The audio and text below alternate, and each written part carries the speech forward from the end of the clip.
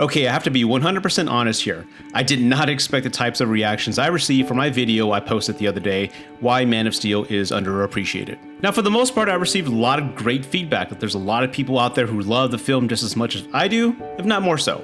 And I'm glad to have met those folks. From a critic standpoint, there are those that love it. Man of Steel is one of the greatest comic book movies ever made and easily the most underrated. Man of Steel is freaking awesome and you know it. Finally, we were able to get a look at a Superman that can actually kick some serious Kryptonian ass. Thank goodness we finally got that, because when's the last time we saw Superman actually fight somebody? Superman 4: The Quest for Peace.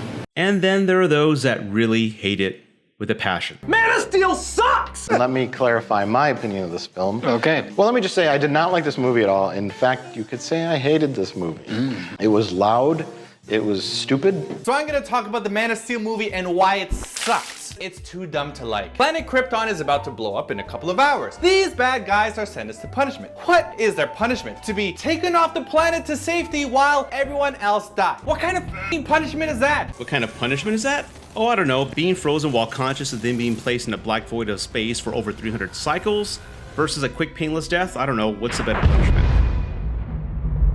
You tell me, pal. I guess it's all subjective. There are quite a few folks who hate this film. You hate it, that's perfectly fine. You do your thing and I'll live my life and you live yours. The purpose of that video was to explain the market Man of Steel had arrived in. Marvel had owned the comic book genre. They had released 7 successful films. And I was explaining the market, the movie-going audience, and what they were expecting. Plus, I went into detail on brand loyalty. Marvel owned the fan base and repeatedly just bashed anything that was different from the MCU. Don't believe me? Look at the Amazing Spider-Man franchise. Those films are not as horrible as people make it out to be, but yet that was canceled. Why? Because MCU fans wanted Spidey in the MCU. Prove me wrong. But in today's video, I'm going to go over the negative comments on Man of Steel, and I'm glad people provided that feedback because it gives me an insight on what they were expecting and what they saw. So again, thank you for the comments, good and bad everybody. But let's go over the negative comments. You're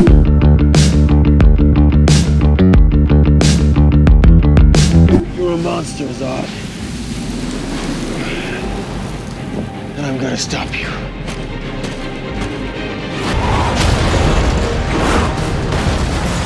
The first 2 comments I want to address deal with the destruction of Metropolis. Personally, I find it hilarious that one of the main complaints of a superhero movie is the battle scene and the destruction that took place in the city. It never mattered before, so why did it matter for Man of Steel? An article from Birth Movies Death writes, the movie instead goes out of its way to have Superman speed at Zod alongside a likely populated building and punch him so hard the sonic waves collapse that building. But it's also so absolute deftone in terms of how Superman should be handling this fight. Really?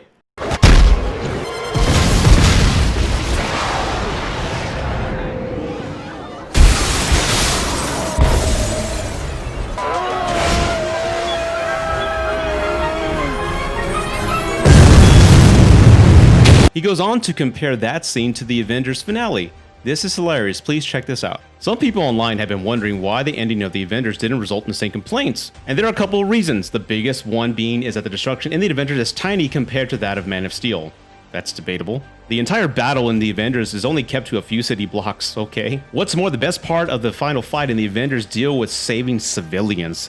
Captain America creates a battle plan intended to contain the chaos, and then he has a great, wonderful moment as he convinces a jaded New York City cop to help evacuate people. The Avengers did it right. Okay, let's compare the two. The Avengers have a team of 6 individuals, all of whom are confident in their abilities. And an Incredible Hulk who all of a sudden conveniently can't control his anger. I'm always angry. Why doesn't anybody talk about that? You also have 3 individuals who are military trained. Oh, and I forgot to mention one of the most brilliant men in the world who has an Iron Man suit and an artificial intelligence assisting him with the attack. Oh yeah, and then there's Thor. A god! Now let's take a look at Clark. Keep your eyes open, you're gonna get squashed. Oh, don't forget your tip. Now we find Clark on a journey of self-discovery, okay? He's been a barback, he's been a crabber, he's used his powers a couple times, but he doesn't have full confidence in them. He doesn't know who he is or what his limits are. He can't even fly yet. He is not the Superman that you know of. Not yet. And really, he's not given any time to find out the full extent of his powers, because as soon as he flies, he goes straight to Smallville, tells his mom he found out who he was. Zod shows up that evening telling Clark he has to turn himself in and he's got 24 hours. That next morning, he turns himself into the military, gets arrested, then is turned into the Kryptonians, then has to battle military-trained Kryptonians on the streets of Smallville. You see where I'm going with this? By the way, that's great CGI. Then has to go to Metropolis that evening to stop Zod from turning Earth into New Krypton. He only had the suit a day. And if you look at the previous superhero movies we've had in the past, most of them do not do too well their first day. There's usually some destruction that takes place. What's my point? My point is you cannot compare the two. You have completely different origin stories. The Avengers are trained, they would work together as a team, they know their place in the world. Superman has only been revealed to the world one day and was forced to act. So you cannot compare this Superman to the Chris Reeve Supermans or any other Superman you've known. I believe that's where the disconnect is. You see, unlike Marvel, DC has had some great success in the past with major motion pictures. What are you? I'm Batman.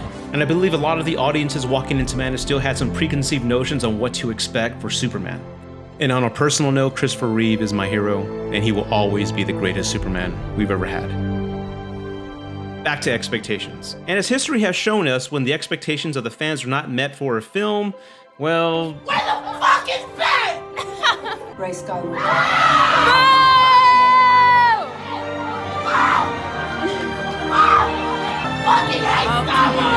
I think I've made my point.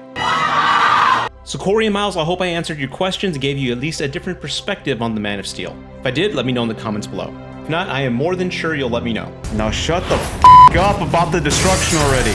On to the next topic. Wes Hartman writes, Jonathan Kent spent Clark's entire life trying to teach Clark that nobody is more important than Clark and his secret. He encouraged Clark to let a bus full of children die for wholly selfish reasons. This is not a father who would raise a hero who puts the whole world before himself. That's a big problem. It's so wrong for the characters. And Wes, thank you for the feedback. And believe it or not, this is one comment I can understand. Over the years, we've had some amazing portrayals of Jonathan Kent. Glenn Ford being in the original Superman. One thing I do know, son, and that is you are here for a reason. And John Snyder in Smallville, my personal favorite. But son, he never saw the man who's standing before me now.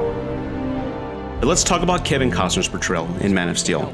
For the most part, he's exactly like the other Jonathan Kents we've seen in the past. He loves his son. Keep pretending I'm your son. You are my son. He understands he's here for a reason. You have another father too who gave you another name. And he sent you here for a reason, Clark. He knows one day the man that his son's gonna grow up to be will change the world.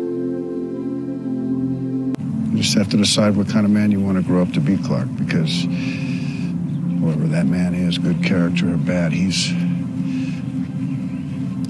gonna change the world. But the difference is, he has complete faith in his son. He does not have faith in the world. He saw what Clark did. I know he did. I'm sure what he thought he saw Was an act of God, Jonathan. Jonathan is aware of how mankind is going to react when they find out his son exists. You saw how Pete's mom reacted, right? She was scared of Clark. Why? People are afraid of what they don't understand. He knows the world is not ready for his son. That is what he's fearful of. So much so he sacrificed his own life to protect his son. I let my father die because I trusted him. Because he was convinced that I had to wait. That the world was not ready. What do you think? So Wes, back to your comment.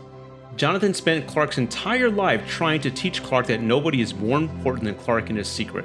He encouraged Clark to let a bus full of children die for wholly selfish reasons. I have to respectfully disagree with that, sir. Jonathan is fully aware of the importance of his son.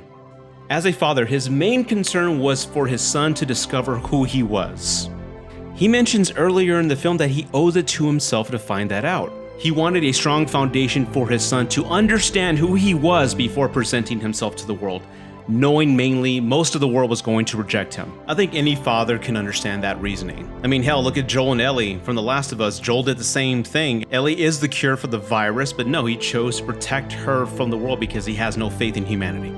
And he loved her. It's the same thing! Does that make Joel selfish? Huh? I'm off topic. But you get my point. And well, everybody, that does it for my very first video essay. I really hope you enjoyed this. I really put a lot of work into this. Believe it or not, this took me about 3 weeks to complete in over 20 hours. So if you enjoyed it, it would mean the world to me if you hit the subscribe button and hit the like button. It tells me you enjoy. And again, the purpose of this video was not to convince you to like Man of Steel. I was simply addressing some of the comments and really some of the main critical critiques that have plagued Man of Steel since 2013. And I really, again, hope I gave everybody a different perspective. And as always, thank you for watching Rudy's Movie Review, San Antonio's official movie critic. Please take care, God bless, and live long and prosper. Superman watches his Earth Daddy die. Earth Daddy went off to save a puppy. Hey, why don't you use your indestructible son to go out and do that instead? He could have just freed that dog, got into the car, and when the tornado hit him, he'd be found miraculously afterwards without a scratch.